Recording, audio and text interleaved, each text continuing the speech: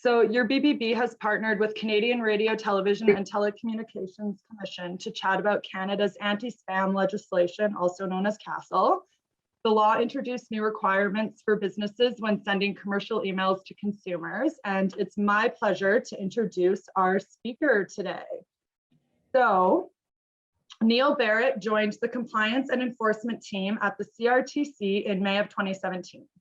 As Director, Electronic Commerce Enforcement, he is responsible for promoting compliance with Canada's anti-spam legislation, including outreach and enforcement activities. Under his leadership, the CASL team has prioritized the disruption of malicious activity that harms Canadians and undermines trust in the digital economy. Mr. Barratt has also overseen a renewed focus on transparency, providing clear guidance to stakeholders and the public. Neil has over a decade of experience in policy development and implementation. Most recently, from 2014 to 2017, he led the Strategic Policy and International Affairs team at the CRTC, overseeing comparative research and establishing relationships with foreign regulators and international agencies. We are excited to have Neil here to help us better understand our obligations under the Act and to hear what Canadians are reporting to the Spam Center. So Neil, over to you.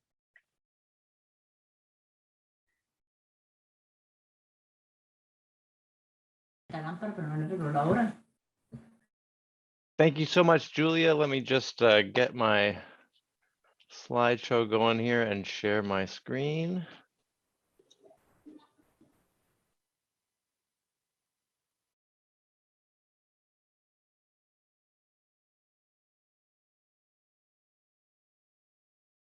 Okay, hopefully that is working and you can see the title slide there.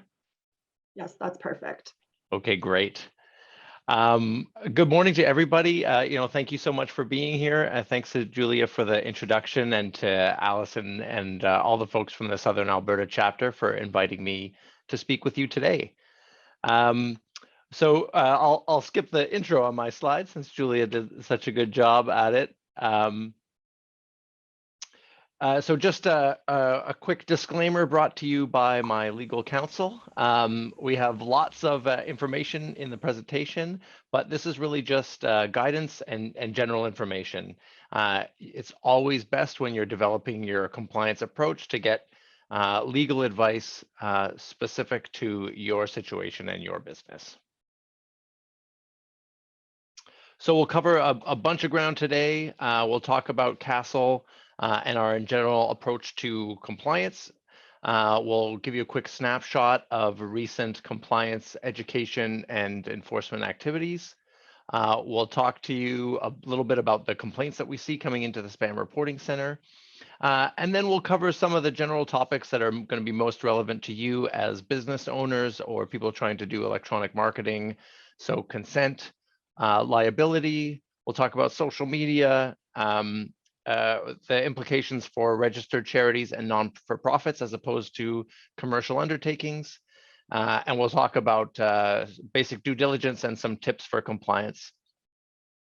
As Julia mentioned, we will leave time for questions at the end. I feel like I have 25 windows going right now, so you can also put stuff in the chat. We'll pick that up when we get to the end of the slides. Okay, so just to start from first principles, CASL, or Canada's anti-spam legislation, is a comprehensive regulatory framework, and it uses economic disincentives to build trust in the digital economy. So in regular people's terms, that means that it sets rules around the sending of commercial electronic messages, or spam. It also offers different sets of tools to deal with other online threats that may be facilitated or delivered via email, texts, or other types of messages. For you as business owners or marketing representatives, Section 6 is the most important part of CASL. And what that does is it sets out some basic rules for electronic marketing. So consent, identification, and unsubscribe options that would apply to any commercial electronic message, whether that is an email, an SMS or text message, or another type of message. CASL also sets up rules around address harvesting and false and misleading headers. These are enforced by our partner agencies, the Office of the Privacy Commissioner of Canada and the Canadian Competition Bureau. CASL, as I mentioned, also does go beyond spam to address the installation of malware, the operation of botnets, phishing, and other online threats.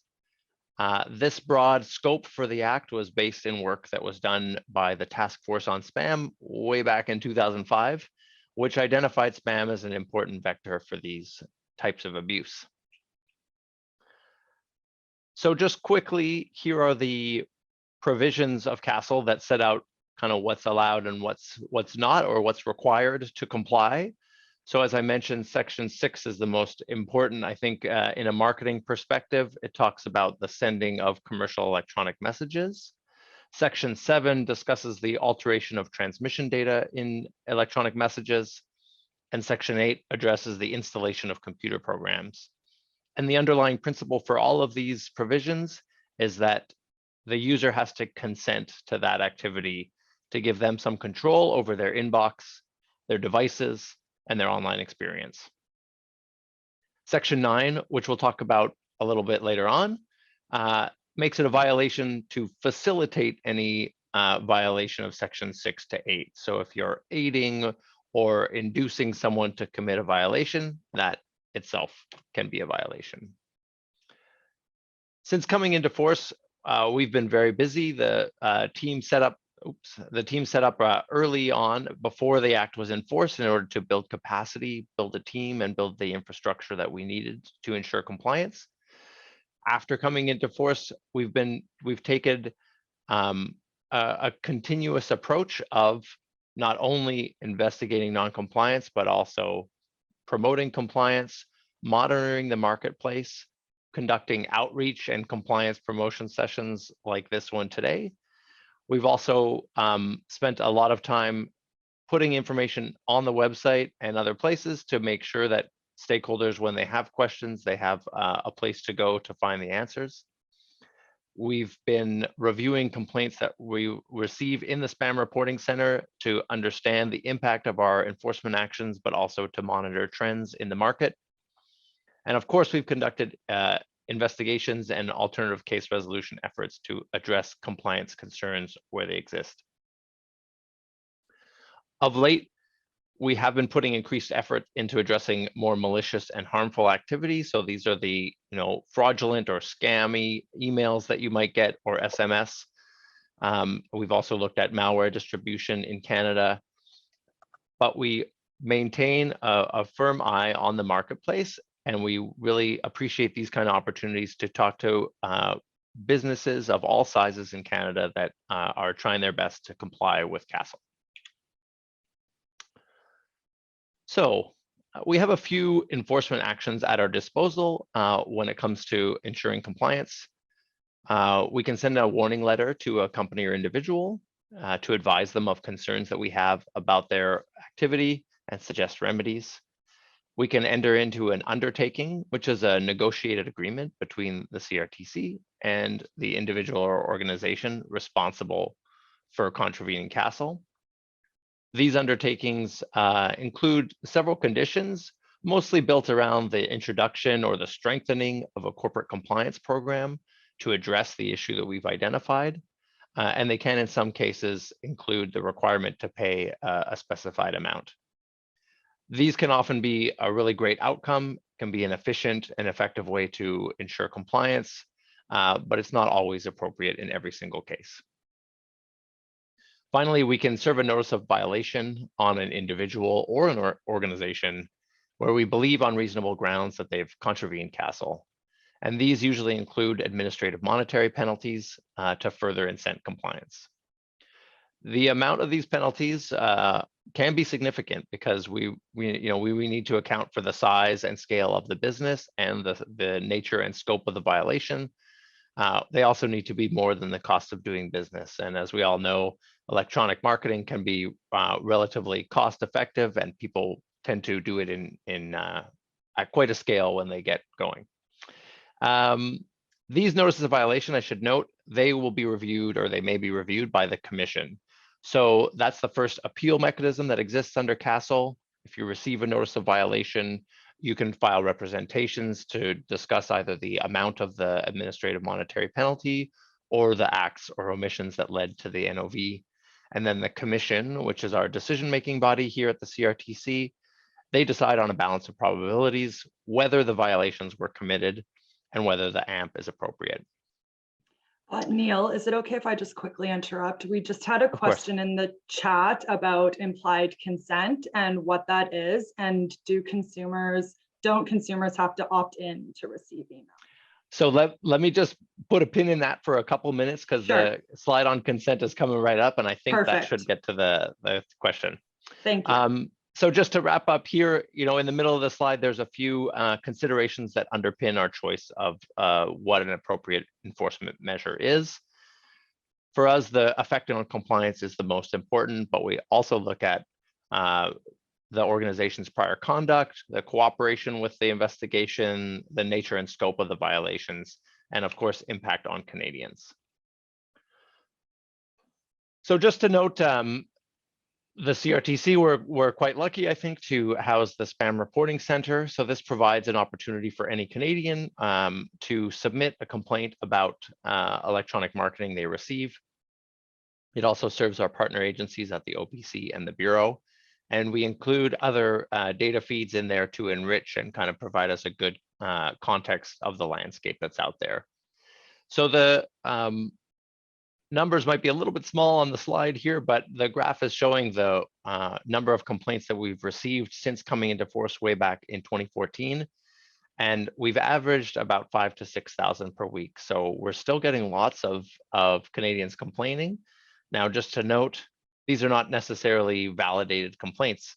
I might, get an email and not appreciate it and send it into the Spam Reporting Center.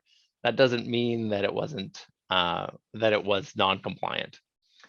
So we have an intelligence team that'll look at everything that's submitted in there, identify trends, and also provide us some insight into potential targets for investigation or compliance promotion. There are two ways that Canadians can submit. They can forward their emails to us at spam@fightspam.gc.ca, or they can fill out a web form that allows them to include more details about their complaint and why they're sending us this particular email or SMS. So the data you see here is from these web submissions. So it's not necessarily representative of all the complaints we receive, but I find it interesting. So what we can see is that email is still the primary form of spam that we get. But we do see a significant portion of SMS, and that has been creeping up over the last couple of years as it becomes more of a traditional or a habitual tool of marketing in Canada. So I mentioned that Canadians can provide a little bit more detail when they make their submission. They can tell us why exactly they're complaining. And so these don't add up to 100 because people can offer more than one reason that they wanted to complain on a given message or a given day. But what we see, and we have seen, I think, almost consistently since coming into force, is consent issues. That continues to represent the largest problem that Canadians see about their messages.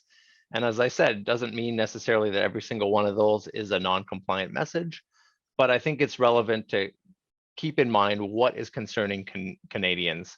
And that, of course, will always feed into our enforcement approach and our priorities here at the CRTC. So we take a multi-pronged approach to ensuring compliance.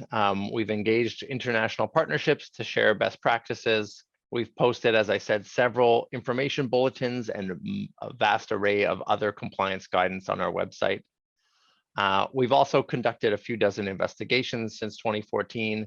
And as part of those, we've issued a number of notices to produce and other information gathering tools that we have under the Act. And these, I think, are relevant to you guys just because they can be issued to the subject of an investigation. So when we talk about record keeping in a few minutes, that's the kind of questions that you might get from us if we have concerns about compliance or the marketing practices of a given organization. So that's where we can understand the approach to consent, get the records that people have been maintaining about their email marketing list, and then engage in a bit of a dialogue to understand whether that's all compliant with the Act. We also have some totals on our enforcement actions so far here on the slide. We do put a biannual update on our enforcement actions on our website. That one should actually be coming out in the next couple of weeks, covering the last 6 months. So that's something that you can always check in on to see if there's relevant enforcement actions that have come up. So just a couple of quick recent examples before we move on to some of the basic principles under CASL. So NCrowd was an interesting decision that was reviewed by the Commission after we issued a notice of violation. And the Commission upheld the director's liability in that case. So that was the first time that that specific director liability provision had been used and had been upheld. So in that case, the Commission found that NCrowd had sent emails without consent and without a properly functioning unsubscribe mechanism. And they imposed a penalty of $100,000 on Mr. Brian Conley, who was president and CEO. Now, I don't raise this as to scare anybody. You know, we pursued director liability in this case for a very specific reason, because we found that there were numerous corporate transactions that had led to growing this email list and producing some of the non-compliant messages. So the common presence of the CEO across all these different corporate entities meant we needed to address the notice of violation to him rather than to one of the businesses that was no longer active. We also put out an enforcement advisory about 2 years ago about social Wi-Fi, which is something that you've probably come across in any local business where you'll have free Wi-Fi on offer to enhance the customer experience. It can be used also, to collect some personal information, to gather consent to receive marketing messages, and to also understand the demographic and behavioral data of your customers. Nonetheless, the business that's offering that free Wi-Fi, and if there's a service provider behind it that's doing the technical part of it, they have responsibilities under CASL. So they need to get informed consent to receive CEMs and include the required details. And we heard about this from Canadians who raised concerns with us. So after we looked at the market for this type of service and understood its prevalence and the way it was being used, we wanted to make sure that businesses understood the rules that may apply to them if they're using this kind of technology. We also issued an information bulletin on Section 9. And just very briefly, Section 9, as I mentioned before, is kind of an aiding provision. So we wanted to make sure that other intermediaries, because there are many different players in this kind of electronic marketing ecosystem, and whether that's your email service provider, a software developer that may help you, advertising brokers that'll help you put out ads online to collect consent. There are numerous links in the chain. And so what we wanted to make sure was that people understood that there is a responsibility across all members of that ecosystem to ensure compliance. And we gave some guidance in there about how the Commission would look at assessing the role of different parties. Now, for us, we were also looking at it specifically around the hosting industry. We saw that these companies who host websites were sometimes being used to host malicious content, whether that was malware or phishing domains. And we wanted to make sure that those providers understood that CASL applied in their situation. So, long way around to get back to the question of consent, but consent is the key requirement for CASL. So as I mentioned, all of the violations are linked in one way or another to having prior consent. So that means your customers need to opt in to receive marketing messages. So there's also specific requirements around a request for consent.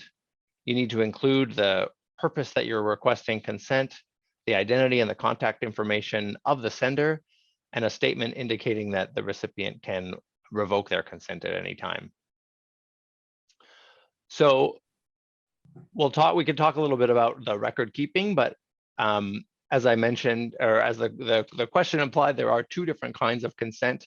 There's express consent, where someone is proactively either providing you their email address for email marketing, ticking a box saying they'd like to receive marketing messages from you.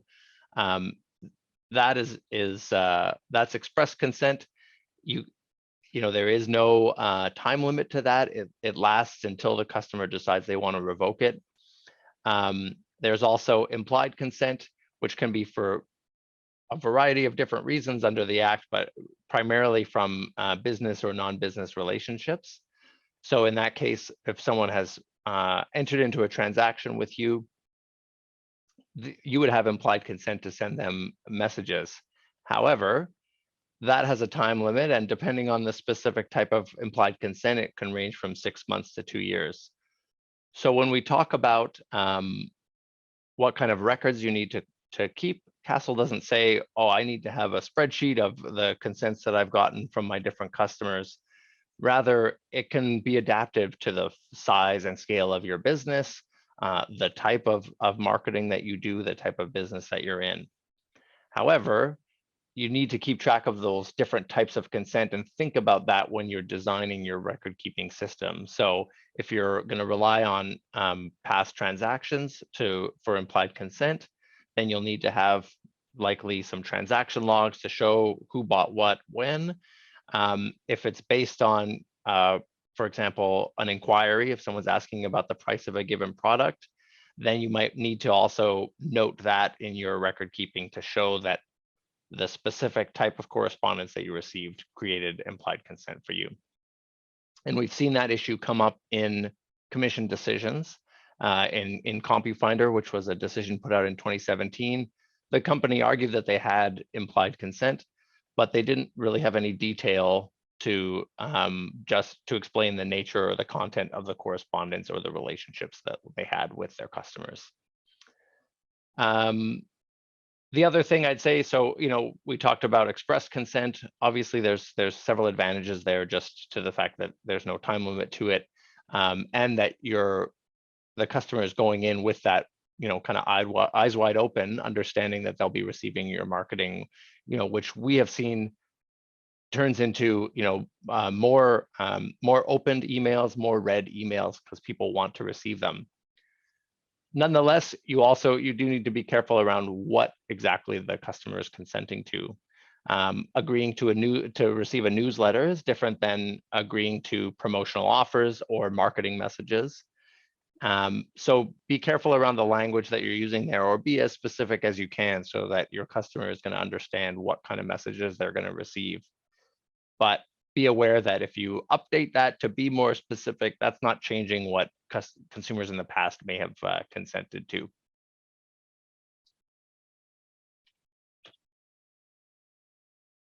So just briefly, registered charities and non-for-profits, we get a decent amount of questions about this. In this case, if we're talking about a registered charity and CASL uses the definition right out of the Income Tax Act, then CASL does not apply where that commercial message is primarily to raise funds for the charity. So given that these kind of messages are exempt, and those are likely the most frequent or most common form of commercial message that's going to come from a charity, we really focus on messages that are sent where they're attempting to circumvent the rules, either by trying to associate themselves with a registered charity or by presenting themselves as a registered charity when it's actually a commercial undertaking. Nonprofits, just to note, don't actually fall within that definition of registered charity. So those businesses where they're going to send commercial messages, they need to make sure that they do comply with CASL. And a final note here, we do always encourage best practices in marketing. So even if your message is excluded, and we mentioned this to all of our friends in Parliament when we appeared before a committee, they're excluded as well, political messages, but we can still encourage folks to abide by those best practices, and that means an unsubscribe, and it means respecting requests to opt out of those messages. So Neil, yes, Somebody in the chat wants to know if this would apply to an outreach email to book a sales call, or is this specifically for marketing emails? So the CASL applies to anything that's commercial in nature. So if the intent is to, if you're using that as a way to develop a customer relationship or to lead into sales, then I'd argue that there's a good chance that that is a commercial message. So then CASL would apply. The definition is not specific because it has to adapt to a lot of different circumstances, but you really need to ask yourself whether the message is intended to encourage some participation in a commercial activity. Great, thank you. So we could talk a little bit just about different ways that businesses may want to increase their email lists, gain new customers. And the only caution I want to give here is just particularly if you're going to engage with a third party, to be aware of their compliant practices and understand how they ensure that the way that they're gathering leads is compliant. We see a lot. We are also at the CRTC responsible for our national do not call list and the telemarketing rules that apply to marketing by phone. And we see a lot of lead generation type businesses, folks that are offering to sell consents or lists of customers that are open to being telemarketed to. If you're going to purchase that kind of a list or engage that kind of a company to provide that kind of service, and they have gathered those names or numbers by non-compliant methods, then you could be liable for that at the end of the day. So you really want to ensure that the communications that company is sending are clear, that they help people understand what they're consenting to and who will be eventually marketing to them. There's also a limited exception in CASL for referrals. It applies only to one single commercial electronic message, and you do have to be quite specific about who is referring the client or the potential client. You have to include their names in there, and you have to include the other identification and unsubscribe information in that message. But it does apply if you have an existing relationship with with one customer and they would like to refer you to another. There's also, just to note, an exception around transferring consent. So, we have seen cases where folks or companies are effectively buying email lists. That is not really, in our view, compliant under CASL, and you wouldn't be able to transfer consent from one party to another. However, the exception is if you are purchasing a business outright, their existing business relationships would transfer to you as the new owner of that company. But you'd still need to be careful that it would be the burden on you to prove consent going forward. So we want to make sure if you're in that situation that you're validating some of the records that you obtain from the previous owners to make sure that you have what you need to show consent if we come knocking, I guess. We had seen that in the NCrowd decision that I referred to earlier, that he had argued that he had consent because he had purchased it from another business or purchased another business that already had consent, but there was no evidence and no records kept to justify those decisions.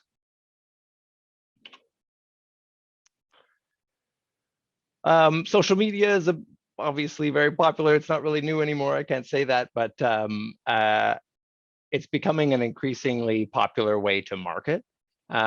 And so CASL was built in a very technological neutral way. So commercial electronic messages are not defined as email only or instant messaging only or telephone. It's really any similar account is also captured by CASL's requirements. So that could include social media accounts.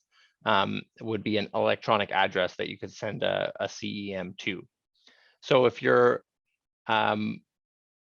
while the compliance and the relationship between one message and CASL may be determined on a case-by-case basis, Some general principles to think about are whether you're sending out a broadcast message to a wide number of people. So for example, you're just tweeting, that's not a one-to-one message that would engage CASL's requirements. However, if you're using other tools on a social media platform to message directly to users on a closed two-way, direct messaging kind of system, those would count as messages under CASL. And so if they are commercial in nature, then CASL would apply. So I did note here, each platform and system is different. So you need to really do your due diligence on those about what the platform requirements are, what people have agreed to when they sign up, and you should ensure that you gather consent for those different types of platforms if you plan to use them in your marketing. So the common thread is due diligence. And really it means a strong compliance program is always going to be your best option. And this doesn't have to be, I don't want that to be imposing or sound like an overly complicated, big, thick document in any way.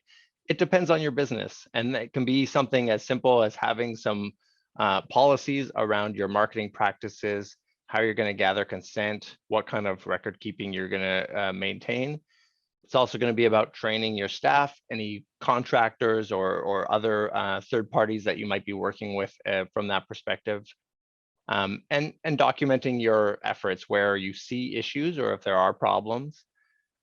How do you address those? How do you make sure that the updates to your policies, your training, your monitoring are going to be able to catch those kind of issues in the future? And as I mentioned before, a big pitfall that we see fairly regularly is the use of third parties. So, if you're going to involve someone else in your marketing, and you've entered into an agreement with them for them to provide you those services, you need to actually monitor them and make sure that they are doing what is required to be compliant on your behalf. It's not enough just to have a catch-all compliance clause in your contract and leave it at that. We've talked a little bit about record keeping, but I just wanted to circle back on there and to say that the effectiveness is really going to depend on those policies and procedures that I talked about as part of your compliance program. So you should have an idea of what is supposed to happen when someone consents to receive marketing messages from you. What's supposed to happen when they unsubscribe? It should also kind of give an idea in these policies of what the format and the type of those records are going to be, so that your staff, your contractors, any other parties that are going to be involved understand what they're supposed to be doing in terms of retaining evidence of express consent, or the completed forms where they indicate that they'd like to receive marketing messages. And as I said, this will depend a lot on the types of systems that you're using, how you're obtaining consent, and all that ties back, to the form of your specific business. A major source of complaints for us is always unsubscribe requests. So, and receiving messages after someone has unsubscribed. So really, that's a point that I suggest everybody pay close attention to, is how you're going to action unsubscribes and how you're going to ensure that that those names are then kept off your list going forward. We do have a ton of messages of content, on the website, including some basic tips for compliance. Over the last couple of years, we've done an enormous amount of work to improve the guidance material that we have available. In addition to these high-level tips, we have a really expansive page of frequently asked questions, and we've started to publish that biannual dashboard of recent cases that I mentioned. We've also rolled out updates to the pages that track all of our enforcement actions. In some cases, that can be a helpful way to review recent investigations, recent decisions, because that can also provide quite a bit of guidance in terms of potential pitfalls or things to avoid.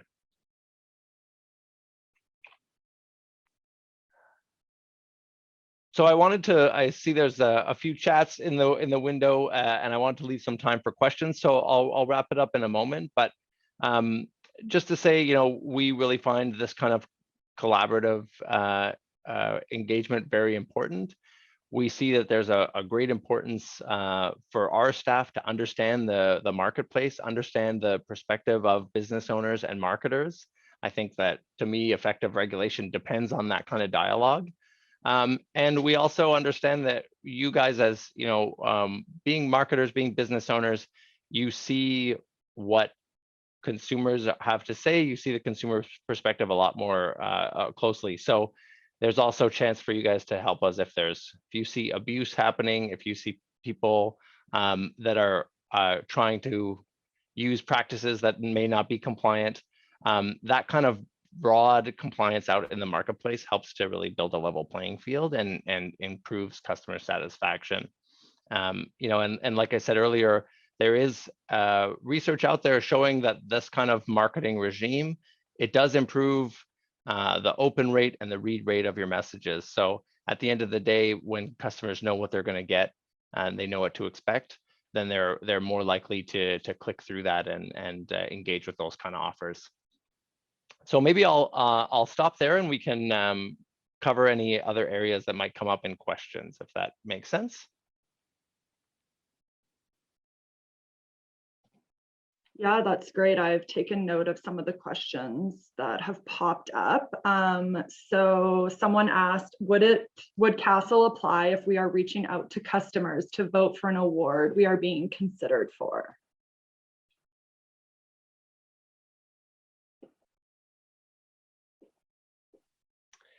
So it really does depend on what's in the message as to whether it's commercial or not. But a couple of things. I'd say if that's the only purpose of the message and it's saying, look, our business has been nominated for this award, we would love for you to vote for us. If there's no other content that's incenting them to engage in a commercial transaction, there's nothing else in the message that's really commercial in nature, then probably not. The other point is, if you're emailing your customers, then you have a relationship with them, and so you've likely got consent of some variety already. Great. Are there different rules for nonprofits as opposed to registered charities? Yeah, so the Act sets out the definition of charity that's used in the Income Tax Act. So unless you fall within that definition, you're not exempt from sending from the requirements that would apply to a commercial electronic message. So I think even there, it's important just to build your consent, document that, and then when you want to send out messages that may be commercial in nature, then you're covered from that perspective. Perfect. There's a few that keep popping up, so this is great. Does CASL cover social media, ad targeting, and retargeting? Excellent question. So yeah, social media can be a platform for a commercial electronic message. Again, the main point there is really going to be about whether you're using a direct two-way messaging platform or whether you're using social media in kind of more of a broadcast sense. So, posting something on Facebook on your wall to anybody that happens to follow you, that's more of a broadcast message. It wouldn't be captured as a CEM under CASL. If you're messaging folks that are customers or potential clients, then if you're messaging them directly, then that's something that could be a CEM. So you'll want to take a couple steps back and think about whether that's somebody that you already have consent for, and whether the consent that you have would cover that type of messaging. Okay, awesome. Can you get implied consent through a documented phone call with all future emails with an unsubscribed footer? So can you telemarket? Well, so yes, you can gather consent on the phone for sure. You would need to keep records around how that was gathered and what the script was probably that you were using on the phone to make sure that you're explaining to them what types of messages they're likely to receive. That would likely engage it could engage some of our telemarketing rules. So that's something to be aware of. And on the website, we do have lots of basic explainers around what the rules are for telemarketing. But yes, phone is as good a way to gather consents and gain new leads as any other. Perfect. And then there's one last one in the chat, and then I guess we can just open it up to the floor if anyone wants to ask it off mute. Would CASL apply if a member business has requested to be resigned from membership if they haven't unsubscribed? So that probably depends a little bit on the context, on the exact situation. There is an exemption or exception, I should say, for member-based organizations that allows those organizations to contact their members. So it would depend likely on what's in the membership agreement and how that was set up. But in lots of yeah, so I think it would depend on the specifics a little bit to be able to say whether contact after someone has withdrawn membership is still permitted. Perfect. And then another one just came in. Can you briefly describe the 6-month versus 2 years for implied consent? Yeah, so that's a great question. At the highest level, implied consent will last for 2 years when someone has already made a transaction. So if you have a regular customer and, as of their last purchase, so this is again why it's important to document the transactions and keep those records that show that information. But if they've purchased goods or services in the last 2 years, then you still have implied consent to contact them. If they've just made an inquiry, so that could be calling about a price of something or sending you an email asking whether you have something available, that's only going to be a 6-month period that you would be able to use that specific correspondence as a justification for further marketing. Great. Well, I don't see any more questions in the chat, but if anyone has a question they want to ask directly to Neil, please feel free to go off mute and ask away. Hi, Neil. If a business has their email address on their website publicly posted and they don't have a disclaimer that says do not contact me or anything like that for solicitations, is that considered implied consent and you can go ahead and email them from that? That's a fantastic question. And because we do see that is another form of implied consent, which is referred to as conspicuous publication in the Act. So yeah, you've captured it. If their website is, if their email address or their contact information is publicly available, they don't have a statement saying they don't wish to be marketed to, then you can send them commercial electronic messages through that, relying on that implied consent, if the messages are relevant to their role or function. So, the example we give sometimes is, if you are a dentist and you have your contact information, and I want to sell you toothbrushes or floss or fancy dental chairs, then I could use that email address that I find when there's no disclaimer.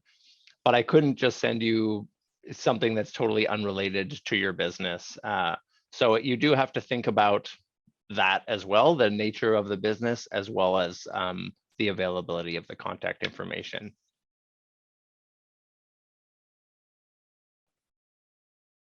Anybody else have any questions they'd like to ask Neil?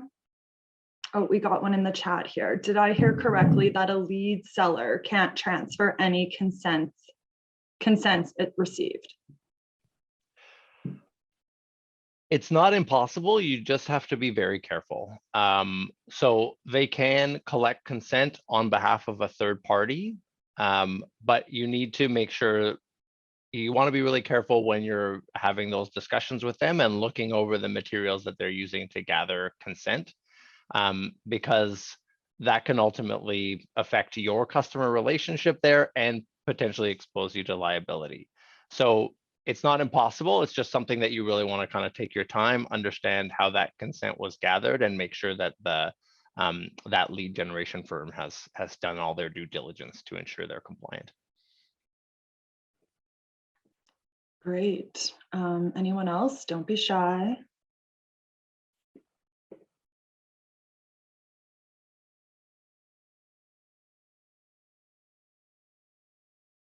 All right. Well, I'm just going to quickly share my screen again here before we wrap up. So thanks, Neil. That was really, really great. A lot of really good information. Definitely something that we all need to be very mindful of up here in Canada for sure. Thank you to everyone who joined us today. Like I said, this was a very important and valuable conversation. I just wanted to say thanks again to our trust sponsors, Johnson Insurance and Peregrine General Pest Control, our in-kind sponsor, Wendy Ellen. And since October is Cybersecurity Month, our next event is this Thursday at noon Mountain Time, and it will be on cyber risk demystified. So it aligns perfectly with the theme of this month and will be valuable for all organizations and businesses in helping with your risk journey. So we'll just pop the link to register into the chat.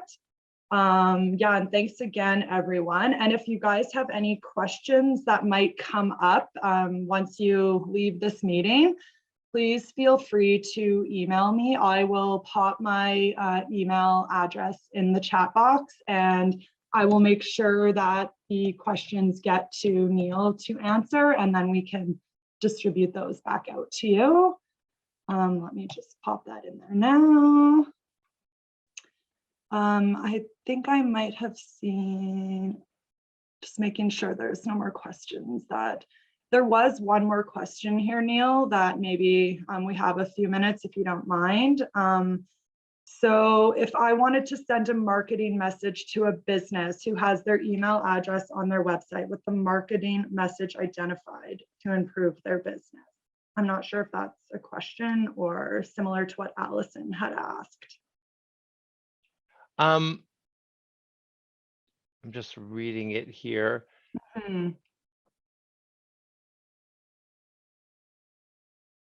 Yeah, I mean, I think it would be similar to what I had said earlier, that as long as there's not a disclaimer saying they don't want to receive marketing messages, and as long as it's relevant to them in the way it's presented online, the information that they have about what they do, then that does constitute implied consent under CASL.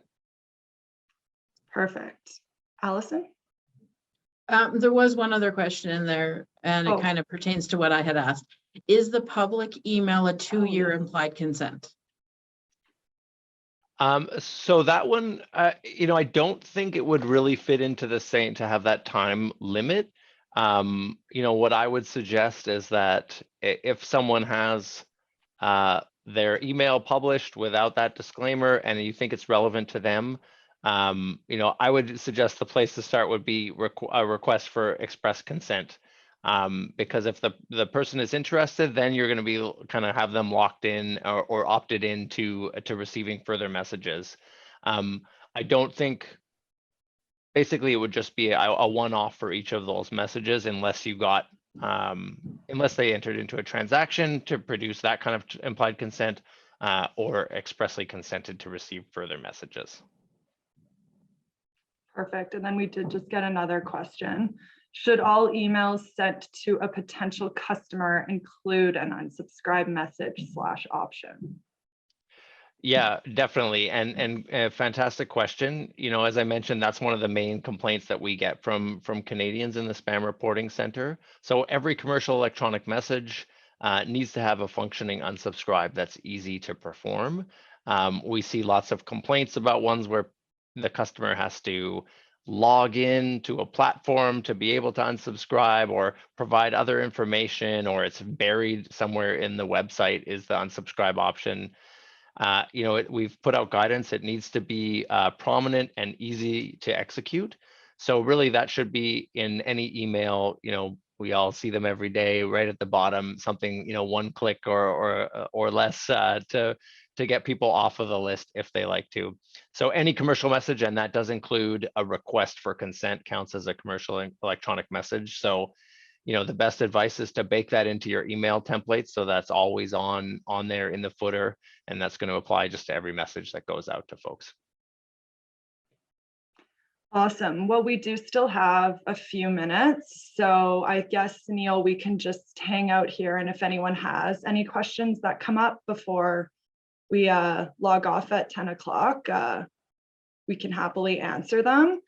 Otherwise, yeah, thanks for joining us today, spending your morning with us, hanging out, learning about CASL. And thanks again, Neil and the CRTC.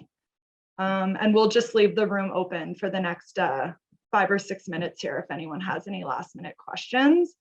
And I also popped my email in the chat if anyone has any questions that come up once the meeting ends here. There are a few more in the chat, Neil. So how can I remarket/contact prior clients or potential clients that request quotes from us in the past from a company with a different name? So a couple of things there. So the implied consent that you would have from a request for a quote would only last 6 months. So outside of that window, you'd have to re-engage with those clients in a different way. If it's the question also mentions different company name. If it's simply that you have rebranded or renamed your company, but in essence continued to operate in that time, then the consents that you have from folks that consented to would still apply. Providing that you're in, relatively speaking, the same line of business, that it really is just a renaming or a rebranding exercise, then that wouldn't affect the consents that you have. Great. And then someone else had asked, can you use an email from a business card? Yeah, and that's another great question. Especially in the before times when we got to go to conferences and meet people and shake hands and all those kind of things. Yeah, a huge way to gain, build your network, build your client base is at those kind of events or trade shows, things like that. So definitely a business card, if people are giving it to you and it has their email address, that can be a form of consent. But you do have to, again, I think it goes back to the documentation. So you want to make sure that you're kind of keeping track of where you're getting those cards, so that you didn't just roll around to local businesses and grab them out of the lobby. You got them, someone gave it to you as they expressed an interest in receiving a message from you. Just again, to you're kind of protecting yourself, ensuring that you're covering your bases in terms of due diligence, so that if anyone comes asking, or even if the person receiving the email asks, you can say, hey, well, I met you at this conference. You gave me your card so that I could send you a message. And again, there, in that case, that initial email, having that unsubscribe in there, you're always giving the client, the potential client, the choice to opt out if they change their mind. Great. Any other last minute questions here? We still have a few more minutes with Neil, so please feel free to unmute unmute yourself as well and ask your question out loud.